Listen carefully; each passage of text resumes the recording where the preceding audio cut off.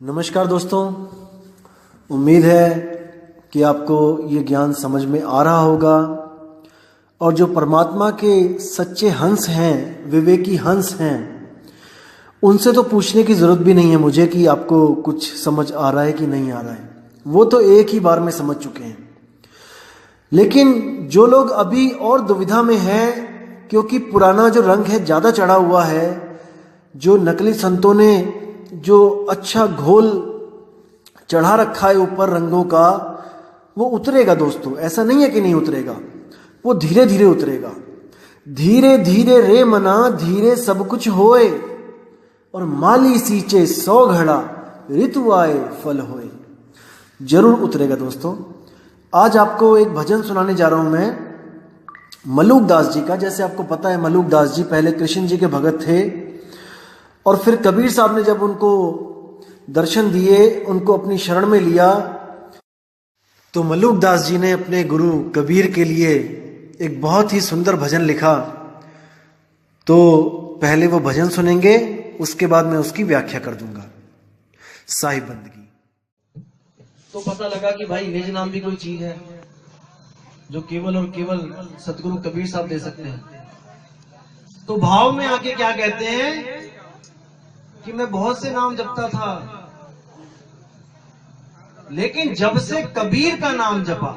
कबीर का नाम जपा का मतलब ये नहीं कि कबीर कबीर किया। कबीर भी तो 3 अक्षरों में आता है। उन्हीं 52 में कबीर भी आ जाता है, कबीर, उसमें भी होठ कंठ लग रहा है। कबीर के द्वारा नाम दिया गया, जब वो सिमरन मैंने किया तब मुझे आनंद आया। तो क्या बोलते हैं, जपोरे मन केवल नाम कबीर। ये जो कबीर साहब नाम देते हैं उसका सिमरन करना है।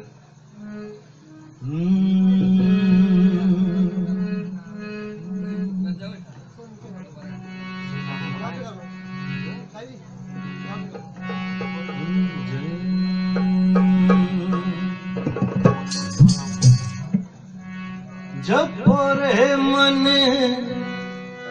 केवल नाम कबीर, जपोरे मन केवल नाम कबीर।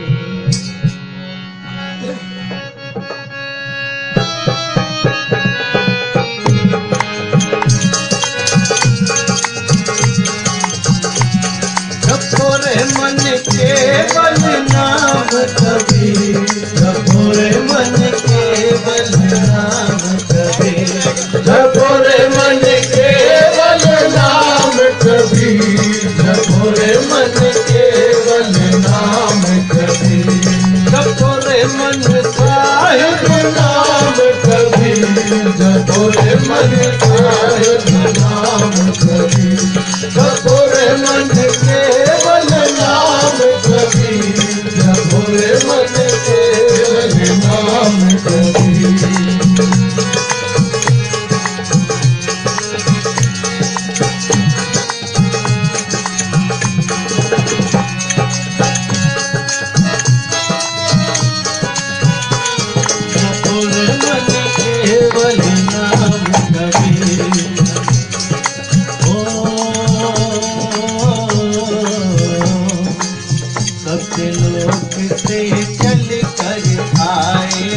सतलोक से चल कर आए, काट नियम जन जीरो सतगुरु, काट नियम जन जी।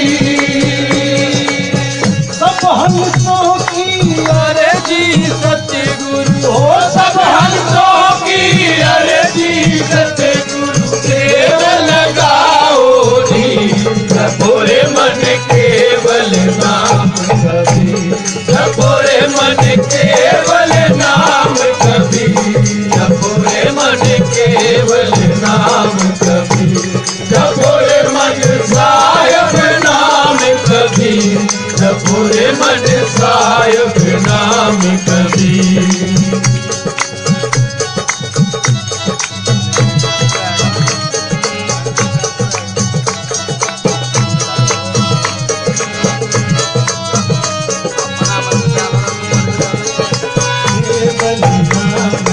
जपो रे मन केवल नाम कबीर, जपो रे मन केवल नाम कबीर।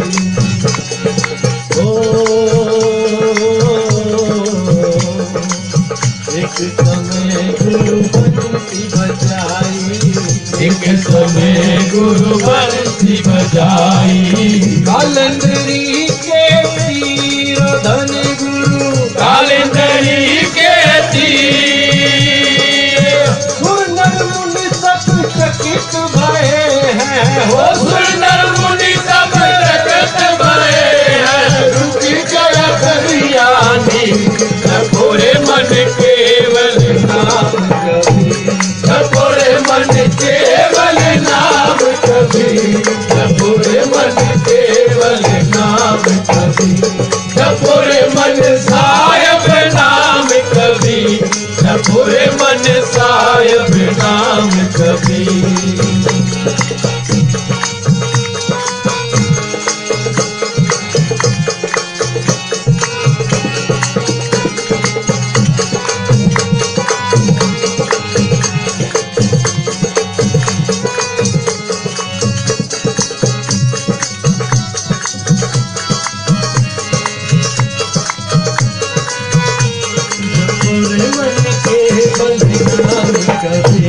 जपो रे मन केवल नाम कबीर, जपो रे मन केवल नाम कबीर।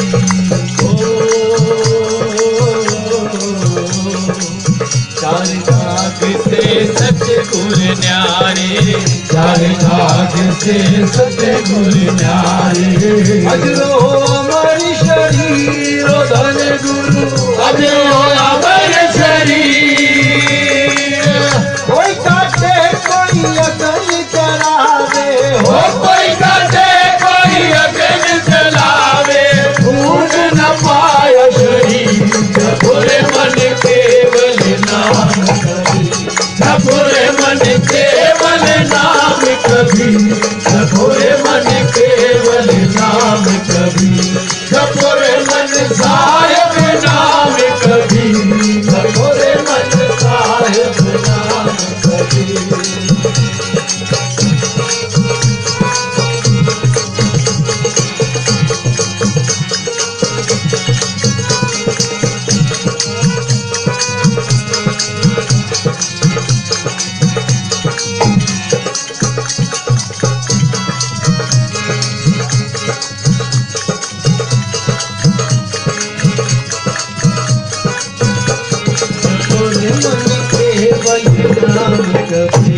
जपो रे मन केवल नाम कबीर, जपो रे मन केवल नाम कबीर।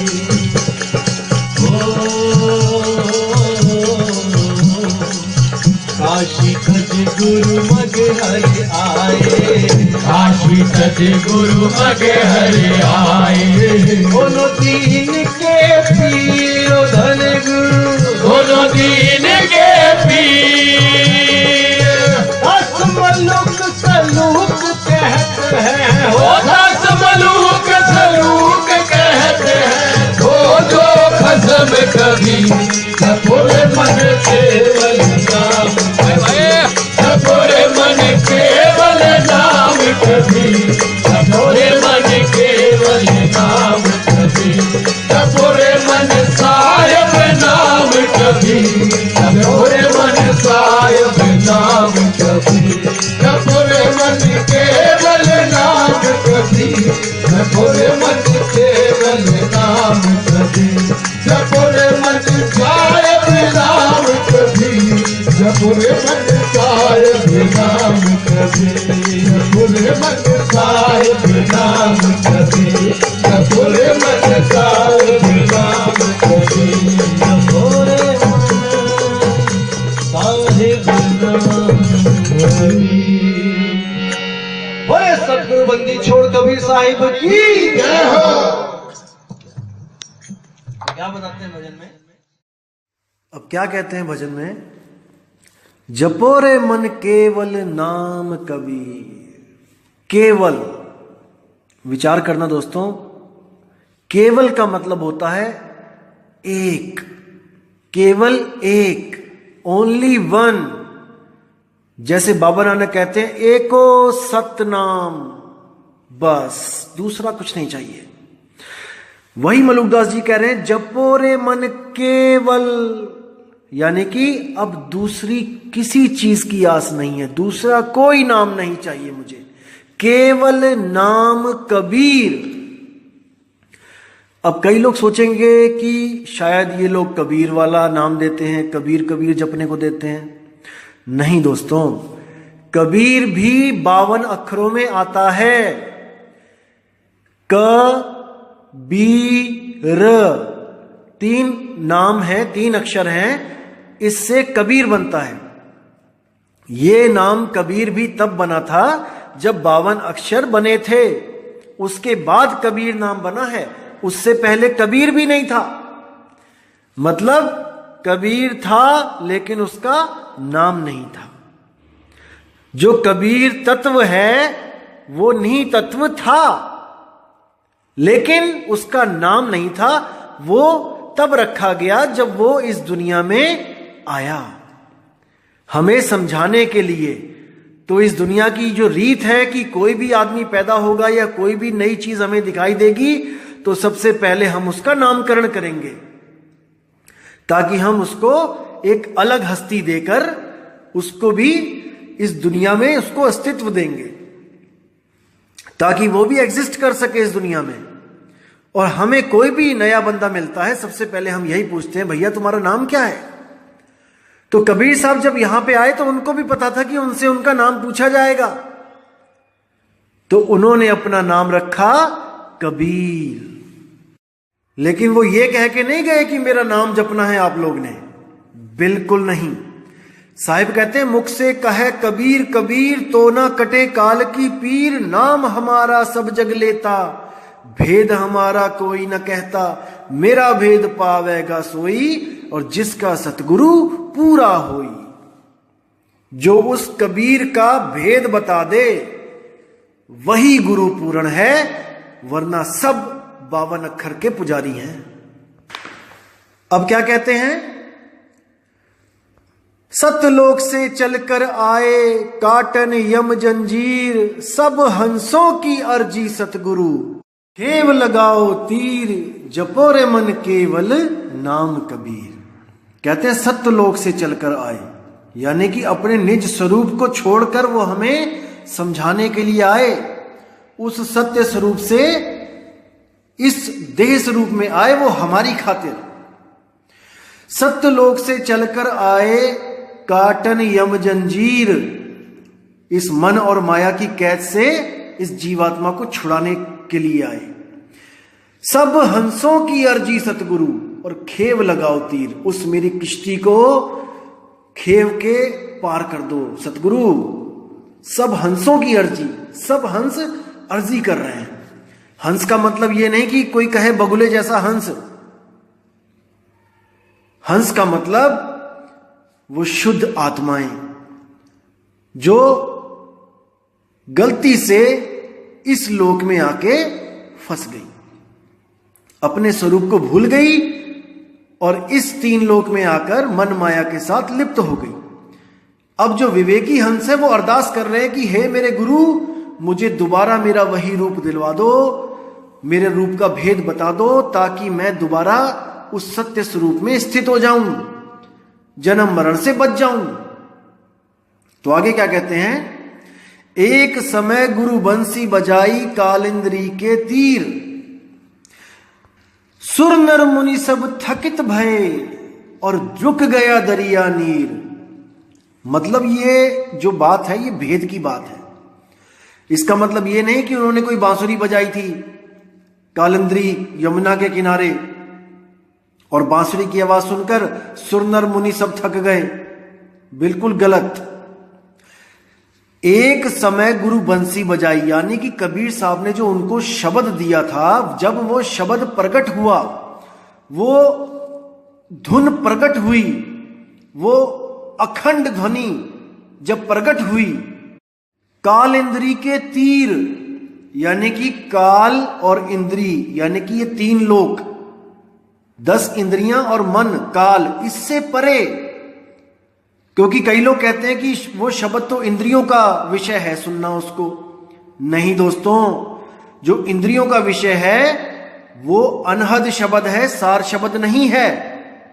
जो इस शब्द की बात चल रही है ये कालेंद्री के तीर, यानी कि काल, मन और इंद्रियों से परे की बात चल रही है। ये सांकेतिक ज्ञान है, ये गुप्त ज्ञान है। अब कहते हैं सुर नर मुनि सब थकित भय हैं, यानी कि सुर नर मुनि थक गए हैं। यानी मतलब कि जो अवस्था मुझे मिल गई है, सुर नर मुनि थक गए तपस्या कर करके, उनको नहीं मिला वो जो मुझे मिल गया। और रुक गया दरिया नीर, इसका मतलब क्या है सांकेतिक, कि समय भी रुक गया। दरिया नीर कभी नहीं रुक सकता, लेकिन वो भी रुक गया, यानी समय से पार चला गया, मैं अकाल में चला गया। अब वहां पर समय नाम की कोई चीज नहीं है। दोस्तों, जहां पर भी समय है वो काल की हद में है, इसीलिए उसको अकाल बोला है, यानी कि कालों से परे। काल यानी समय भी उसका कुछ नहीं बिगाड़ सकता, और ये आत्मा स्वयं काल से परे है, यानी कि समय से परे है। ना तो ये कभी पैदा हुई और ना ही इसका कभी अंत होगा। ये आत्मदेव अजन्मा है, इसको गांठ बांध लो आप लोग। जब तक ये चीज आपके दिमाग में नहीं गई, जब तक आप इस ज्ञान को नहीं समझ पाओगे। आत्मदेव अजन्मा है, अजन्मा, इसको किसी ने पैदा नहीं किया है। अजूनी सैभंग, सैभंग यानी स्वयं से पैदा होने वाला। तो यहां पे इशारे इशारे में बता रहे हैं कि सब कुछ थम गया, रुक गया, हर चीज रुक गई, मेरी उम्र भी रुक गई। यानी कि मैं उस अवस्था को प्राप्त हो गया कि अब मेरी उम्र इतनी हो गई जिसका कोई अंत ही नहीं है। तो आगे क्या बोलते हैं, काशी तज गुरु मगहर आए दोनों दीन के पीर, और कोई गाड़े कोई अग्नि जरावे ढूंढ न पाया शरीर। यानी उस समय ये रीति चल रही थी कि अगर किसी को लगे कि मेरी मौत आने वाली है, मैं बूढ़ा हो गया हूं, बुजुर्ग हो गया हूं, तो वो अपना सारा बोरिया बिस्तरा उठाकर काशी को चले जाते थे, ताकि हम काशी में मरे और हमें स्वर्ग की प्राप्ति हो, जैसे ब्राह्मणों ने पढ़ा रखा था। लेकिन कबीर साहब ने क्या किया, बिल्कुल उल्टा। काशी तज गुरु मगहर आए, काशी को छोड़कर जब कबीर साहब ने देखा कि अब मुझे जाना चाहिए, यहां से काफी उम्र हो गई है, तो वो मगहर की तरफ चले गए और उन्होंने उस रीति रिवाज का खंडन कर दिया। लोगों को जाते जाते इस भ्रम से निकाल दिया कि अगर किसी खास जगह में आप मरते हो तो इसका मतलब ये नहीं है कि आपको स्वर्ग मिलेगा। स्वर्ग आपके कर्मों के द्वारा मिलेगा, कौन कौन से कर्म किए हैं आपने, उसके हिसाब से मिलेगा। कहते दोनों दीन के पीर, जब कबीर साहब मगहर गए तो दोनों दीन, हिंदू मुसलमान दोनों आए उनसे अंतिम दर्शन करने के लिए उनके। लेकिन क्या हुआ, वहां पे झगड़ा हो गया कि हिंदू कहते हैं हम जलाएंगे, मुसलमान कहते हैं हम दफनाएंगे गुरु जी को, क्योंकि दोनों धर्मों के गुरु थे वो। तो कहते कोई गाड़े कोई अग्नि जरावे ढूंढ ना पाया शरीर, वो उनको नहीं मिले। जब कबीर साहब ने दोनों जो समुदाय थे उनको अंतिम दर्शन दिए तो वो झोपड़ी में चले गए और वहां पे चादर तान ली, चादर ओढ़ ली। तो बाहर झगड़ा होने लग गया कि हम जलाएंगे हम दफनाएंगे। उस वक्त आकाशवाणी हुई कि खोलो पर्दा है नहीं मुर्दा, मिथ्या युद्ध कर डाला, ए मूर्ख नादाना तुमने हमें नहीं पहचाना। जब ये आवाज सुनी उन्होंने तो सब अंदर भागे गए और देखा कि चादर के नीचे कबीर साहब लेटे हुए हैं, पूरा ढका हुआ था उस वक्त शरीर पूरी चादर से। तो उन्होंने जब चादर उठाई तो वहां पर क्या देखा उन्होंने कि कोई लाश ही नहीं है, कोई शरीर नहीं यहां पे, और फूल ही फूल पड़े हुए थे। तो यानी जाते जाते भी हिंदू मुसलमान का झगड़ा उन्होंने खत्म किया और उन दोनों ने आधे आधे फूल बांट के अपना मंदिर और अपनी मस्जिद उसी स्थान पे बनाई। आज भी अगर आप जाओगे मगहर में तो वो आपको साक्षात वहां पर मंदिर मस्जिद दिखाई देगा। ये कोई किताबी बातें नहीं है। उस वक्त 60,000 शिष्यों के बीच में वो मंदिर और मस्जिद बनाया गया था। ये प्रमाणित है। तो आगे क्या कहते हैं? 4 दाग से सतगुरु न्यारे, अजरो अमर शरीर, दास मलूक सलूक कहते हैं, खोजो खसम कबीर। यानी 4 दाग से सतगुरु न्यारे। 4 दाग कौन से हैं? सबसे पहला दाग है जन्मना, दूसरा दाग है भोजन करना, तीसरा दाग है स्त्री के साथ विवाह करना, और चौथा दाग है मृत्यु को प्राप्त हो जाना। इन 4 दागों से सतगुरु कबीर साहब न्यारे थे। 4 दाग से सतगुरु न्यारे, अजरो अमर शरीर। यानी कि उनका जो शरीर था, जो केवल देखने में लग रहा था कि एक इंसान की तरह है, जो हमें समझाने के लिए उन्होंने धारण किया था, वो भी अजरो अमर था। शेख तकी के कहने पे 52 बार उनके शरीर को खत्म करने के लिए उन पे प्रहार किए गए, लेकिन कोई कुछ नहीं बिगाड़ पाया।